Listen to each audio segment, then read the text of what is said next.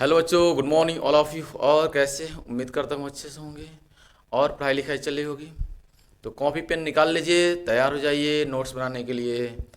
शुरू करते हैं हम आज फिजिक्स का अगला पॉइंट्स एनसीईआरटी का 1.6 कूलाम्स का नियम, लॉ ऑफ कूलाम।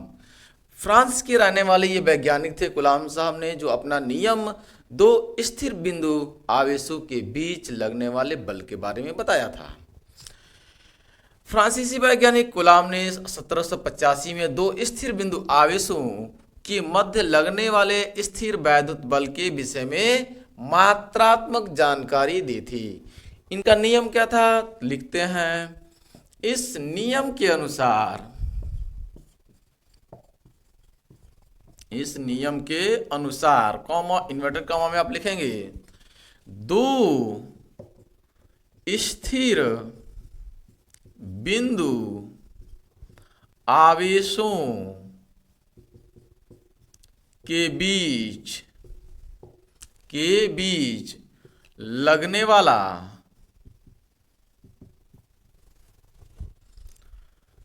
वैद्युत स्थिर वैद्युत आकर्षण अथवा प्रतिकर्षण, दोनों हो सकता है, आकर्षण अथवा प्रतिकर्षण बल जो फोर्स लगेगा उनके आवेशों के मात्राओं के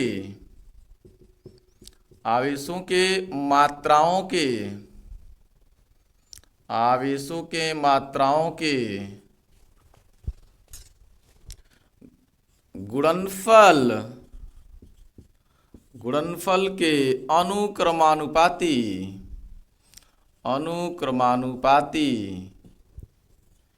या इसी को हम लोग समानुपाती भी कहते हैं, समानुपाती, ठीक है, अनुक्रमानुपाती या समानुपाती, तथा उनके बीच का मतलब तथा आवेशों के बीच, ठीक है, तथा आवेशों के बीच की दूरी के वर्ग के बीच की दूरी के वर्ग के व्युत क्रमानुपाती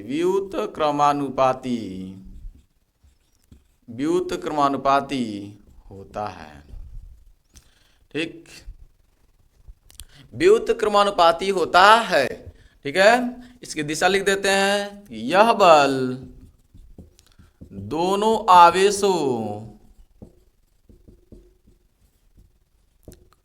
के मिलाने वाली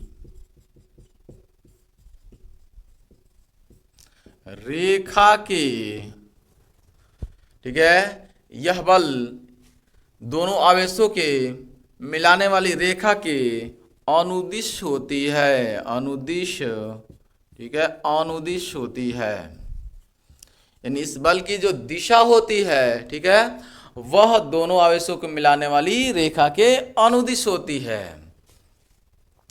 हम यहां पे बात कर रहे हैं, देखिए, दो स्थिर बिंदु आवेश, जो बिंदु आवेश होंगे, आवेश कैसे होंगे? बिंदुवत आवेश होंगे। बिंदुवत का मतलब क्या आप समझ रहे हैं? दूरी के रिस्पेक्ट में बिल्कुल छोटा, दूरी के रिस्पेक्ट में बिल्कुल छोटा दिखाई दे, ठीक है, यानी दूरी के रिस्पेक्ट में छोटा दिखाई दे, बहुत दूर दूर दो आवेश हों, ठीक है, बहुत दूर दूर दो आवेश हों, दूरी के रिस्पेक्ट में बिल्कुल छोटा, तो उसे हम कहेंगे बिंदुवत आवेश, उसे बोलेंगे बिंदुवत आवेश, ठीक है। और दोनों ही आवेश क्या होंगे? स्थिर होंगे, दोनों ही आवेश स्थिर होंगे, और उन दोनों आवेशों के बीच आकर्षण भी हो सकता है या प्रतिकर्षण, दोनों प्रकार के बल लग सकते हैं, और आवेशों के मात्राओं के गुणनफल के अनुक्रमानुपाती होता है। बात करते हैं, मान लीजिए हमारे पास दो बिंदुवत आवेश हैं, यहाँ पे मान लीजिए हमारे पास Q1 है, यहाँ पे हमारे पास मान लीजिए Q2 है, दो बिंदुवत आवेश हैं, बिल्कुल बिंदुवत हैं, और इनके बीच की दूरी मान लीजिए r है, बीच की दूरी r मान लिया जाए। तो सवाल है, ठीक, इनका नियम क्या है कि दो दो स्थिर, दोनों ही स्थिर है, कांस्टेंट है अपने जगह पर, स्थिर है तो स्थिर है। तो दो स्थिर बिंदुवत आवेशों के मध्य, इनके मध्य जो बल लग रहा है, इनके मध्य क्या लग रहा है, बल लग रहा है, ठीक है। इन दोनों आवेशों के मध्य बल जो लग रहा है, इनके बीच लगने वाला बल क्या होता है, इनके आवेशों के लगने वाला जो बल होता है, फोर्स होता है, इनके आवेशों के, इनके आवेशों के, ठीक है, मात्राओं के गुणनफल, मात्राओं का गुणनफल आपस में गुणा कि अनुक्रमानुपाती, ये अनुक्रमानुपाती या समानुपाती का सिंबल होता है, इनके आवेशों के मात्राओं के गुणनफल के अनुक्रमानुपाती और उनके बीच की दूरी के वर्ग के, बीच की दूरी के वर्ग के व्युत क्रमानुपाती होता है, व्युत क्रमानुपाती होता है। यदि इन दोनों को आप मिलाएंगे, यदि आप दोनों को मिलाएंगे, ठीक है, तो आप कहेंगे F अनुक्रम, दोनों को मिलाते हैं तो आप Q1 Q2 अपान में R स्क्वायर। आप अनुक्रमानुपाती के चिन्ह हटाएंगे तो कोई नियतांक लिखेंगे, आप लिखेंगे F बराबर, लिखेंगे तो कोई नियतांक आएगा, मान लीजिए वह K है, Q1 Q2 अपान में R स्क्वायर, ठीक, यह कूलाम ने बताया था। और इनके, ठीक है, मात्राओं के गुणनफल के अनुक्रमानुपाती तथा बीच की दूरी के वर्ग के व्युत क्रमानुपाती होता है, दोनों को हमने मिला दिया, ठीक। और जैसे ही अनुक्रमानुपाती का चिन्ह हटाएंगे तो बराबर का चिन्ह लगाएंगे तो कोई एक नियतांक किए जोड़ते हैं आप, ठीक है। ये इतना बल लगता है, इतना बल के बारे में बताया था कौन, कूलाम ने, कि दो बिंदुवत आवेशों के बीच इतना बल लगेगा, ठीक है। आप इस बात को लिख सकते हैं कि माना दो बिंदुवत आवेश Q1 Q2 है तथा उसके बीच की दूरी R है, इधर लिख दे रहा है, माना दो बिंदुवत आवेश, बिंदुवत आवेशों Q1 व Q2 के बीच की दूरी R हो तो कूलाम के नियमानुसार, कूलाम के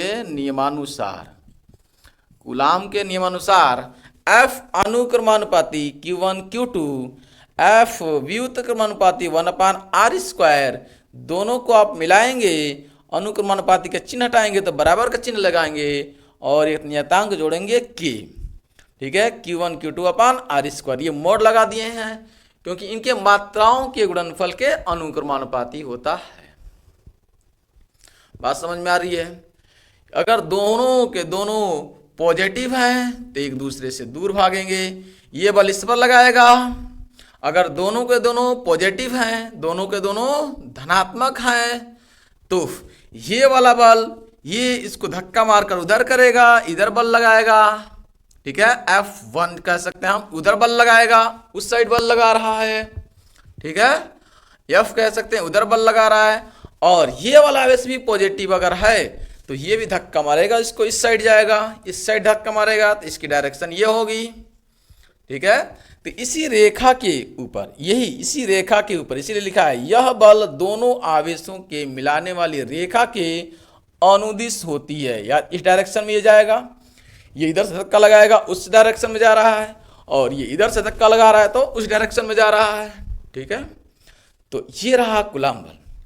अगर ये पॉजिटिव एक निगेटिव हो, मान लीजिए ये निगेटिव हो, ये निगेटिव हो, ठीक है, एक निगेटिव हो एक पॉजिटिव हो, तो उस कंडीशन में बल, ठीक है, एक दूसरे को आकर्षण करेंगे, एक दूसरे को आकर्षण करेंगे। हमारी बात समझ में आ रही है? स्क्रीनशॉट लीजिए। आइए आगे हम लोग बात करते हैं इसके।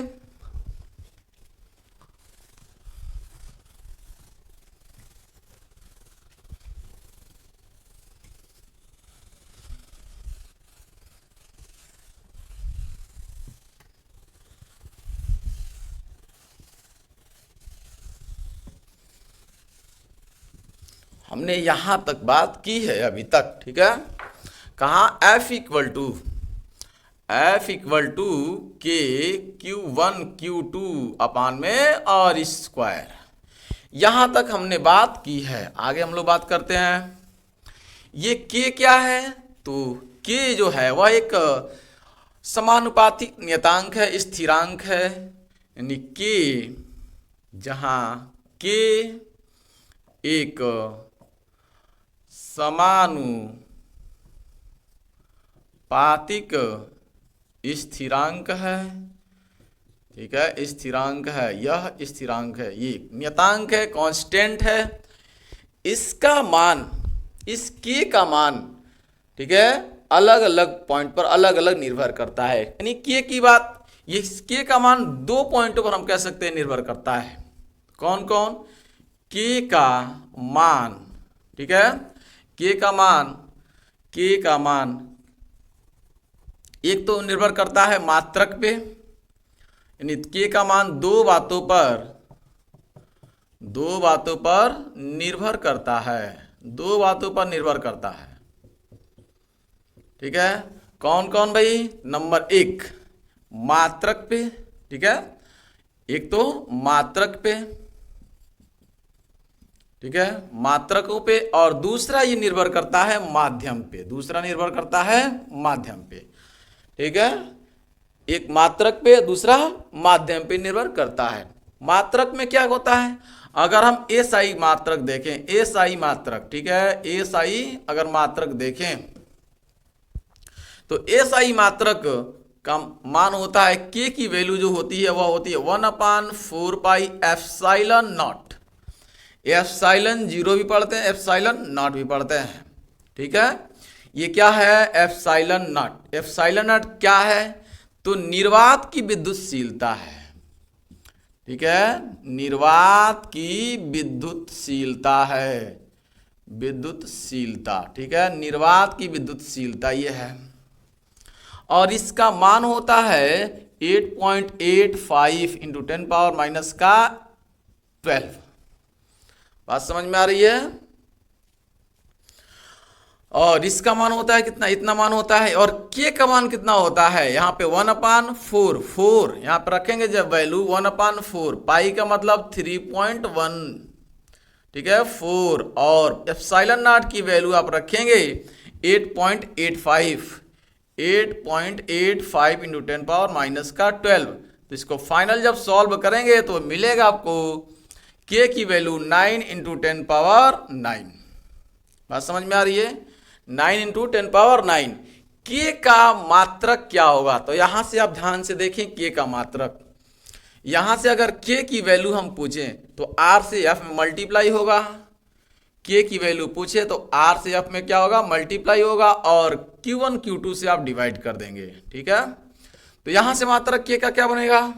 के का मात्रक बनेगा न्यूटन, एफ का मतलब न्यूटन, आर का मतलब मीटर स्क्वायर, और कुलाम कुलाम, ठीक है, प्रति कुलाम स्क्वायर, ठीक है।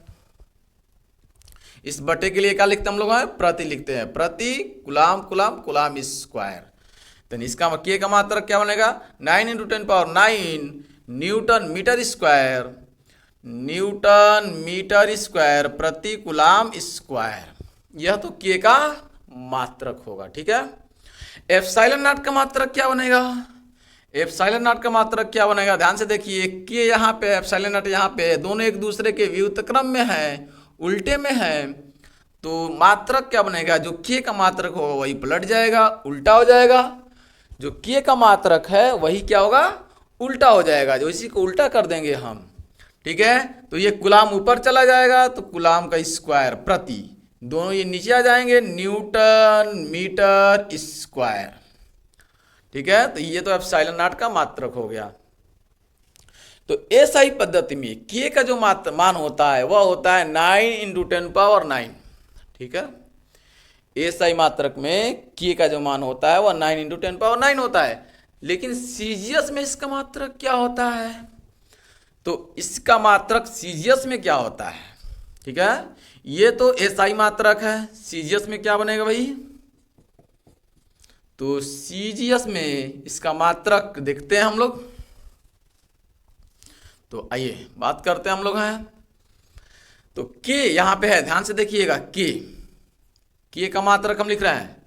एफ का मतलब न्यूटन, और न्यूटन को सीजीएस में क्या बोलते हैं? 1 न्यूटन बराबर होता है 10 के पावर 5 डाइन के। ठीक है, 5 डाइन। ठीक है, वही भूत चुड़ैल वाली डाइन नहीं भाई, है ना, भूत चुड़ैल वाली डाइन नहीं। ठीक है, इसका मात्रक होता है डाइन सीजीएस में न्यूटन का। 1 न्यूटन बराबर 10 के पावर 5, 10 के पावर 5 डाइन होता है। मीटर का क्या होता है भाई? तो 1 मीटर बराबर होता है 100 सेंटीमीटर, 10 के पावर 2 सेंटीमीटर, है ना। क्योंकि मीटर स्क्वायर है तो इसका स्क्वायर करेंगे तो 10 के पावर हो जाएगा 4, तो 1 मीटर स्क्वायर बराबर हो जाएगा 10 के पावर 4 सेंटीमीटर स्क्वायर। ठीक है। कूलाम, कूलाम अपने पहले वीडियो में हमने आपको बताया है कि कूलाम का सीजीएस में मात्रक क्या होता है। 1 कूलाम बराबर होता है सीजीएस में 3 इंटू 10 पावर 9 स्टेट कूलाम। क्या होता है? State coulomb. ठीक है, इनका मात्रक उठाकर आप रख दीजिए यहाँ पे। ठीक है, तो के का मात्रक निकल जाएगा। ठीक है ना। एफ का मात्रक न्यूटन, और न्यूटन को क्या बोलते हैं हम लोग हैं सीजीएस में? डाइन।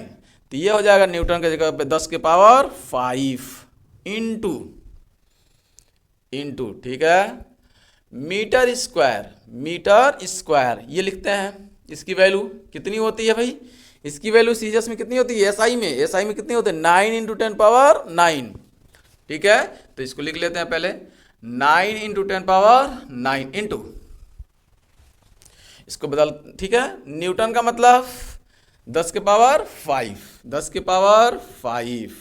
ठीक है, मीटर का मतलब 10 के पावर 4, 10 के पावर 4 अपान बटे में प्रति कूलाम, कूलाम का मतलब 3 इंटू 10 पावर 9। ठीक है, और चूंकि कूलाम स्क्वायर है तो स्क्वायर या तो कर लें या तो 2 बार इसी को रिपीट कर दें। 2 बार इसी को क्या कर दें? हम रिपीट कर दे रहे हैं, यानी 3 into 10 power 9 into 3 into 10 power 9। बात समझ में आ रही है? रिपीट कर दिए हम इसी को। अब कैलकुलेशन कर लीजिए आप, सीजीएस में मात्रक के का कितना आ रहा है। तो देखिए 3 3 का 9 से 9 खत्म, 9 के 10 के पावर 9 से 10 के पावर 9 खत्म, ये 10 के पावर 5 और 10 के पावर 4, 5 4 9, 9 से 9 खत्म। तो के की जो वैल्यू आएगी वह कितनी आएगी? 1। के की वैल्यू कितनी आएगी सीजीएस में? 1। बात समझ में आ रही है? ठीक, हमारा एक बेसिक मैथ चलता है वीडियो, आप उसको जरूर देखें। हमने आपको जब पावर जो गुणे में पावर जो होता है अलग अलग और बेस सेम होता है, बीच में गुणा होता है, तो पावर को जोड़ते हैं। ठीक है ना, पावर को जोड़ते हैं। 10 के पावर 5 गुणे 10 के पावर 4 है। अगर दोनों के आधार सेम है, ये 10 और 10 आधार हैं, आधार सेम है। ठीक है, और बीच में गुणा होता है तो इनकी घातों को जोड़ा जाता है। तो घातों को जोड़ेंगे 5 4 9। ठीक है ना, तो इस 9 से, यानी इस 5 4 9 से ये 9 खत्म। ये तो रही कि एक मात्रक सीजीएस में इतना, एसआई में इतना। माध्यम पर भी ये निर्भर करता है, के का मान अलग अलग माध्यमों में अलग अलग होता है। ठीक है, के का मान अलग अलग माध्यमों में अलग अलग होता है। ये निर्वात या वायु की विद्युतशीलता है, और निर्वात या वायु में एप्सिलॉन का मान अलग अलग होता है। ठीक है ना, अलग अलग होता है, क्योंकि के किस पे डिपेंड कर रहा है? एप्सिलॉन पे। तो एप्सिलॉन का मान अलग अलग होता है अलग अलग माध्यमों में। या निर्वात या वायु के लिए इतना रखा गया है। ठीक है ना, कंफर्म कंफर्म। तो आइए हम लोग आगे देखते हैं। माध्यम पर यह बात निर्भर करती है।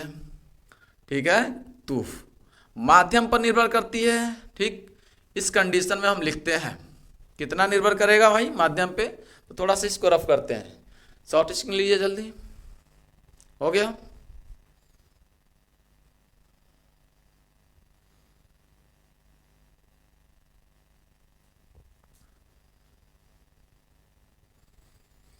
आगे हम लोग बात कर लें तो हो चुका होगा। आइए हम लोग बात करते हैं इसके माध्यम पर कैसे निर्भर करेगा।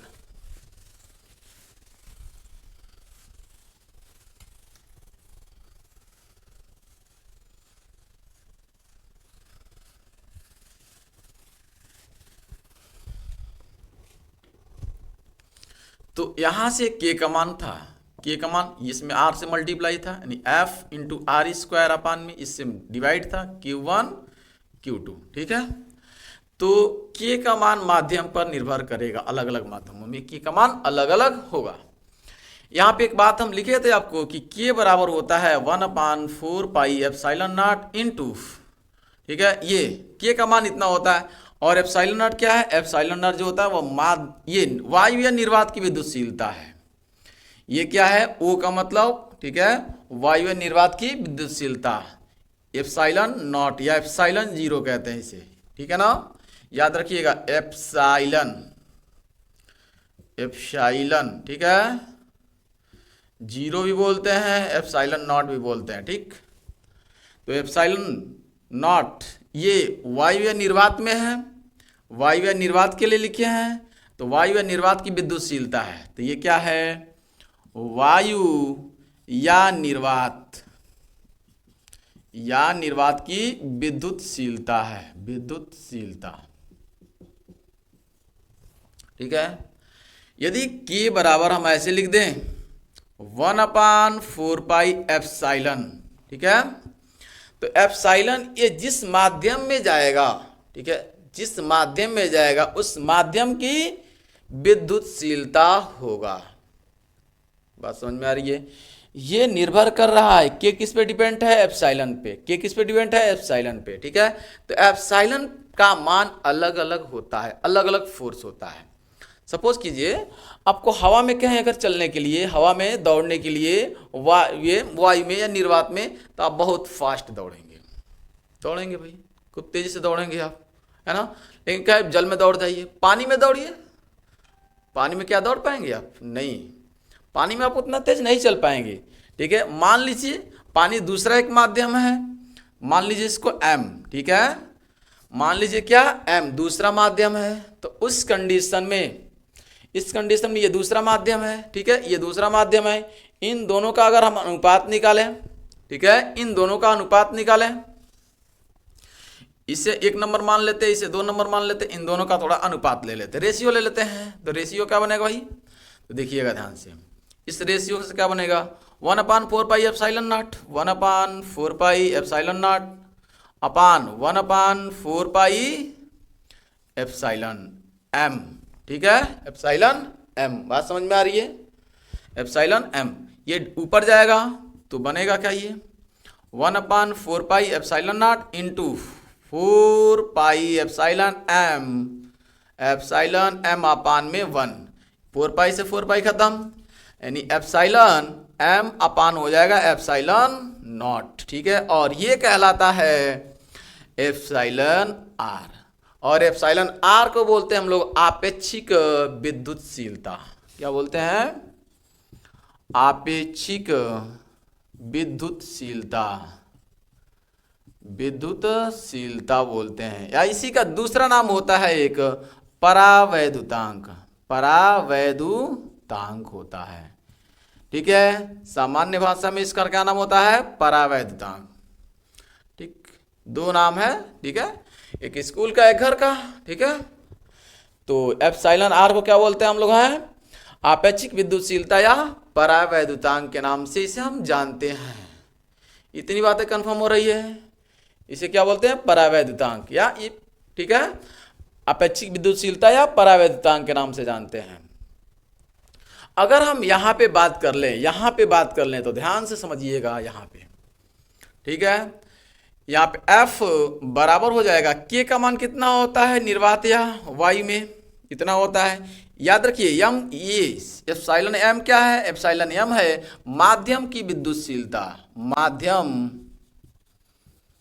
की विद्युतशीलता है, विद्युतशीलता, ठीक है, ये माध्यम की विद्युतशीलता है।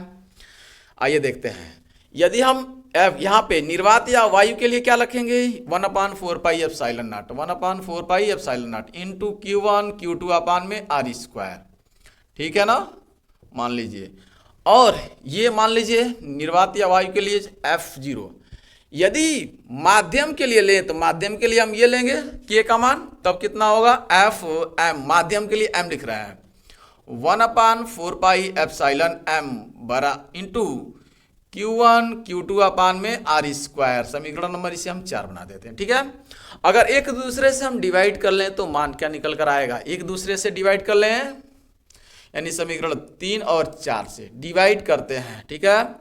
तो समीकरण 3 डिवाइड बाई 4 से क्या बनेगा भाई, देखिएगा F0 अपान Fm बराबर हो जाएगा, Fm बराबर हो जाएगा, ठीक है। ये पूरा का पूरा 1/4πε0 अपान ये बनेगा कितना 1/4πε